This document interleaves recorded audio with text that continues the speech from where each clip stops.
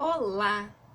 Você já brigou ou discutiu com alguém que tinha um ponto de vista diferente do seu? Amigos, familiares, colegas de trabalho que pensavam de uma forma diferente da sua, que tinham uma opinião diferente? Pois é, o nosso mundo atual está uma dualidade sem fim. Ou eu gosto do branco, ou eu gosto do amarelo, e quando eu expresso essa opinião, principalmente com assuntos um pouco mais polêmicos, a gente é apedrejado nas redes sociais, principalmente, porque a gente tem uma opinião e os outros não concordam com ela. A gente está cada vez mais intolerante à opinião dos outros. Hoje, você vai aprender a lidar melhor com essas situações que a vida te apresenta e a sair, né, dessas discussões intermináveis e muitas vezes inúteis, porque nem você, nem o outro vão mudar de opinião durante a discussão ali no calor do momento. Eu vou te passar dicas bem práticas de como sair dessas situações sem perder o amigo e sem ficar de mal com o colega de trabalho. Para iniciar o assunto, eu vou citar um poema de Rubem Alves, que diz: "O ato de ouvir exige humildade de quem ouve. E a humildade está nisso, em saber, não com a cabeça, mas com o coração, que é possível que o outro veja mundos que nós não vemos."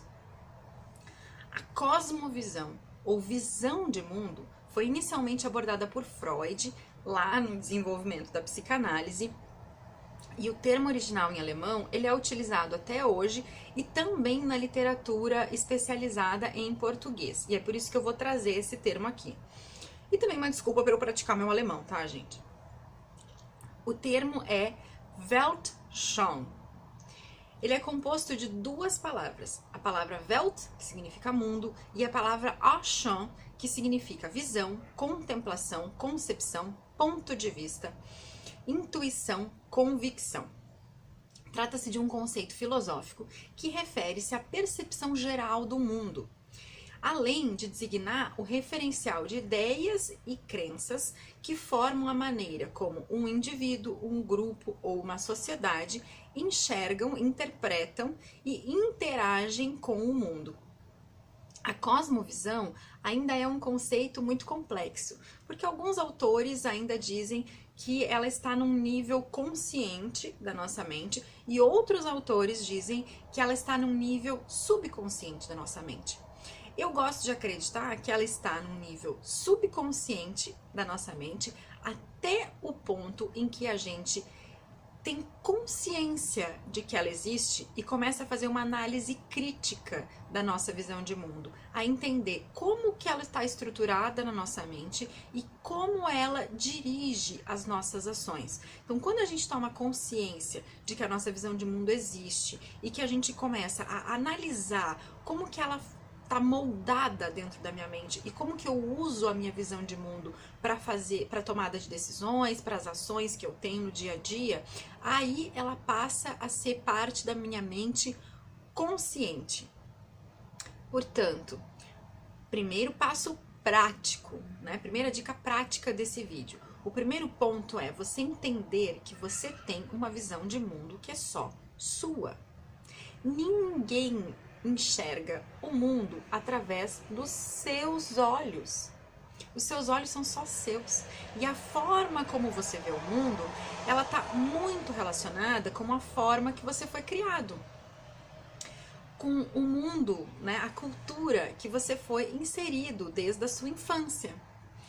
Então, a escola que você frequentou, os amigos que você teve ao longo da vida, a tradição religiosa que você aprendeu, né, da sua família, a tradição familiar e cultural do seu povo, do seu país, do seu estado, né, que no Brasil, em cada estado, a gente tem culturas e tradições culturais diferentes.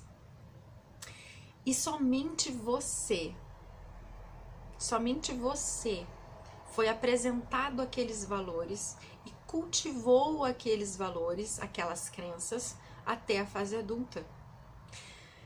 Só você, individualmente, tem essas informações, o contato com essas pessoas na fase de vida que você teve. A forma como o mundo te tratou até aqui moldou a forma como você enxerga o mundo.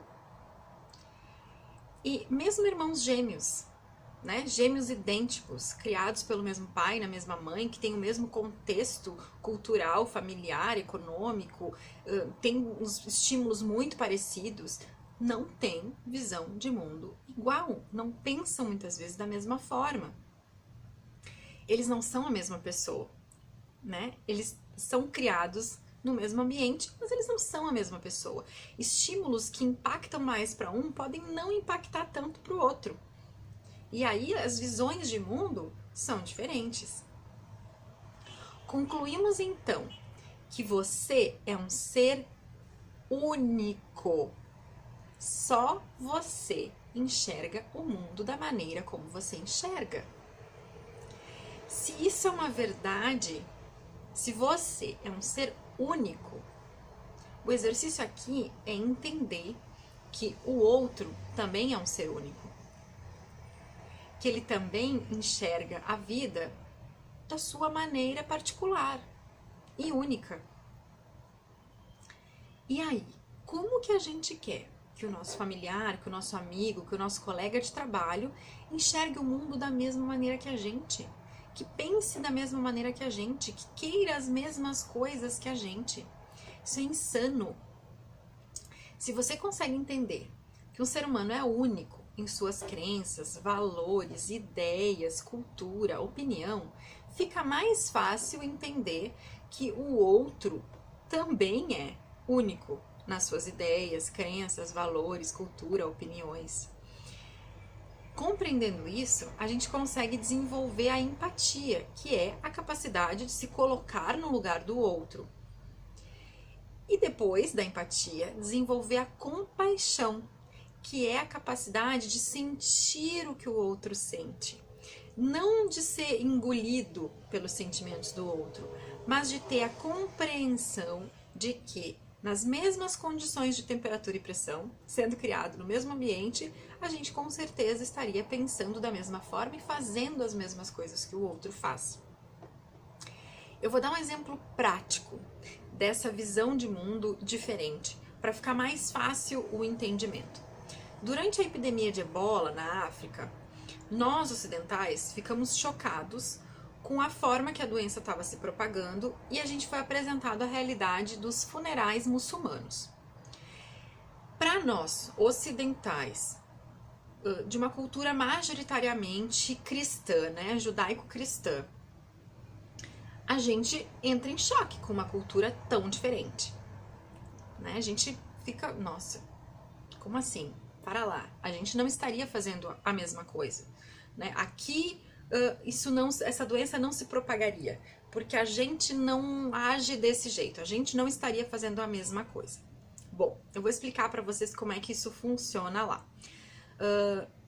Para nós, né, a gente aqui ocidentais, o nosso morto, né, a pessoa que faleceu, ela vai ser preparada para o velório, para o enterro, por uma casa funerária. A gente, família, vai lá e leva roupas novas, limpas, para a pessoa vestir. Muitas casas funerárias chegam até a maquiar, né, para não ficar uma coisa tão chocante para quem vai participar do velório e tal, às vezes. E ele é preparado por essa casa funerária para ir, então, para o velório, para o enterro.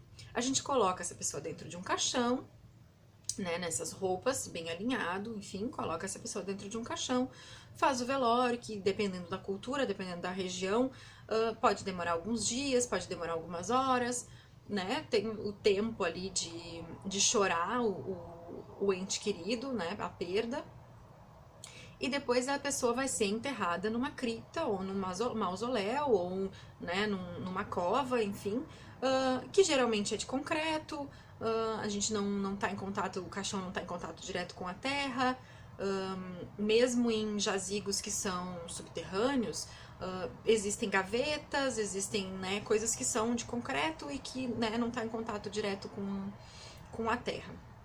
A gente tem os nossos cemitérios cheios de adornos, né, com muitos anjos, no interior principalmente tem uma cultura de quanto mais rica a família, mais bonita é a capela, o mausoléu onde os familiares vão ser enterrados.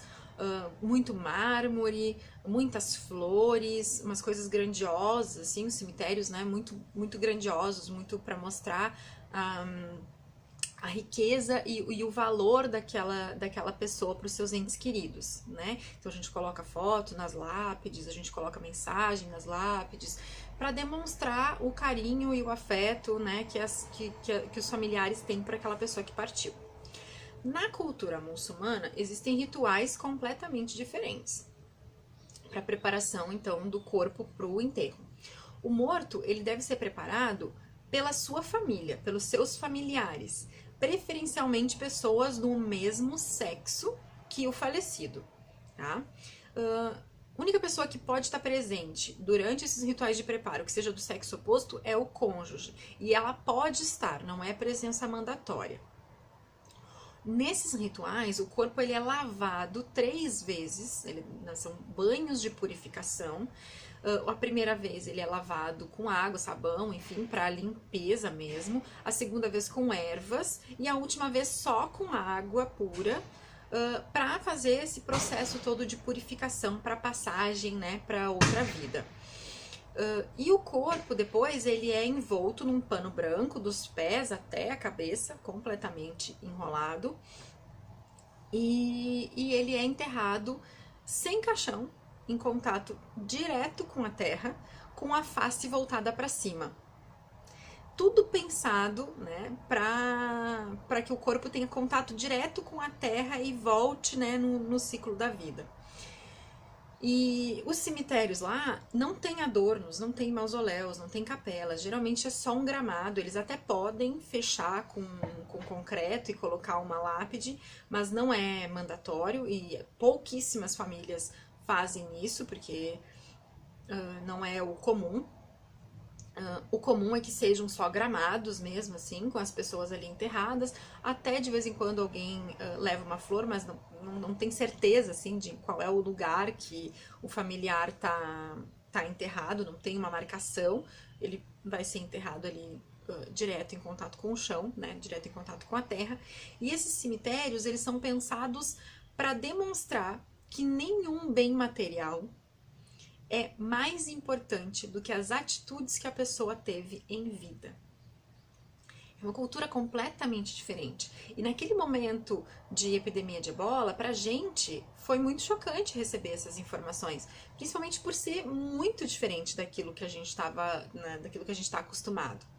E olhar para uma cultura e para uma visão de mundo completamente diferente da nossa, e conseguir entender que se eu tivesse nascido naquele contexto, se eu tivesse sido criado por aquelas pessoas, né, dentro daquela tradição religiosa, dentro daquela tradição cultural, eu provavelmente estaria fazendo a mesma coisa. Eu não estaria fazendo nada diferente. Eu estaria fazendo exatamente a mesma coisa que aquelas pessoas estavam fazendo.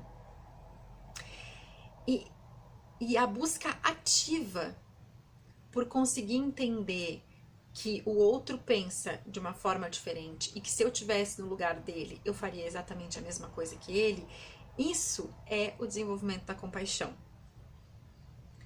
Esse é o entendimento. Eu trouxe aqui um exemplo que é um exemplo macro, né, de visão cultural completamente diferente, de uma coisa que fica muito fácil da gente entender essa visão de mundo divergente. Mas a gente precisa aprender a aplicar esse conhecimento no nosso cotidiano, no nosso dia a dia. Compreender que um amigo que pensa diferente de mim, ele não tá me falando que ele pensa diferente para me agredir, para me afrontar, para me desrespeitar, para me irritar, né? Ele tá me contando a visão de mundo dele. Ele tá me falando exatamente isso. Ó, você aí que tem uma cultura judaico-cristã, enterra o seu morto assim. Eu aqui, que tenho uma cultura muçulmana, enterro o meu morto assim. Ele tá te dizendo nas coisas pequenas do dia a dia. Eu gosto mais do amarelo, você gosta mais do branco. E tá tudo bem. Isso que tem que ficar claro. Tá tudo bem. E aí vem a minha dica de ouro desse vídeo para essas situações. Se você sabe que a discussão não vai levar a nada, nem a lugar nenhum, guarde a sua opinião para você mesmo. Ou para outro momento, em que se consiga ponderar os dois pontos de vista e chegar a um consenso de como agir, se for necessário uma ação em conjunto. Às vezes a gente tem essas discussões no nosso trabalho, né? Com colegas de trabalho. Eu penso que a gente tem que fazer um projeto desta forma e o meu colega acha que a gente tem que fazer desta forma. Às vezes no momento, no calor da discussão, quando o outro também está muito exaltado porque ele quer defender o seu ponto de vista, a gente não vai conseguir mudar nada e a gente não vai conseguir entrar em consenso. Então, guarda a tua opinião. E num outro momento, quando o colega estiver mais calmo, quando a situação estiver mais tranquila, você vai lá e diz para ele: olha só, colega, quem sabe a gente poderia pensar assim, assim, assim, nesta alternativa aqui, e usa de argumentos, do seu porquê, da sua razão, né? Por que eu acho que a gente deveria ir nesse caminho? Eu acho que a gente deveria ir nesse caminho por isso, por isso, por isso, por isso, por isso, por aquilo. O colega, calmamente, fora da discussão do momento, vai pensar, acho que de repente esse ponto aqui tem razão, mas eu acho que desse modo a gente consegue atingir isso, isso, isso e isso. Então a gente consegue conversar, chegar numa conclusão, chegar num consenso e juntos tomar uma ação que leve para frente. Porque não adianta ficar cada um batendo para um lado e na hora de fazer o projeto, na hora de entregar o relatório, na hora de apresentar resultado, a gente não consegue apresentar porque a gente ficou lá brigando porque eu penso assim e o colega pensa assado, né? Afinal de contas, você prefere estar certo ou ser feliz? A diversidade de opiniões é a beleza do nosso mundo. E a diversidade cultural é a essência do que nos faz humanos. A gente precisa aprender com os outros. E a gente precisa aprender a ser mais tolerante com todos os tipos de opinião, com todas as visões de mundo que são apresentadas a nós. Espero que vocês tenham gostado desse vídeo. Me coloquem aqui nos comentários as suas opiniões e o que vocês podem fazer no seu dia a dia para incorporar essa ideia de desenvolvimento da compaixão e entender que a visão de mundo ela é só sua, só você enxerga o mundo através dos seus olhos e só o outro enxerga o mundo através dos olhos dele. Então, isso é o fundamental que eu queria deixar aqui, o convite que eu quero fazer para você essa semana, de vamos tentar colocar isso em prática, vamos tentar colocar isso no nosso dia a dia, no nosso cotidiano, na nossa vida prática, vamos tentar trazer isso mais presente. A gente precisa aprender a ser um pouquinho mais tolerante com as pessoas que estão à nossa volta. Eu sou Fabiola Hoppe, coach, terapeuta, especialista em espiritualidade e quero ajudar você a ter um dia mais leve praticando a sua espiritualidade. A gente se vê nas redes sociais e no próximo vídeo. Até mais!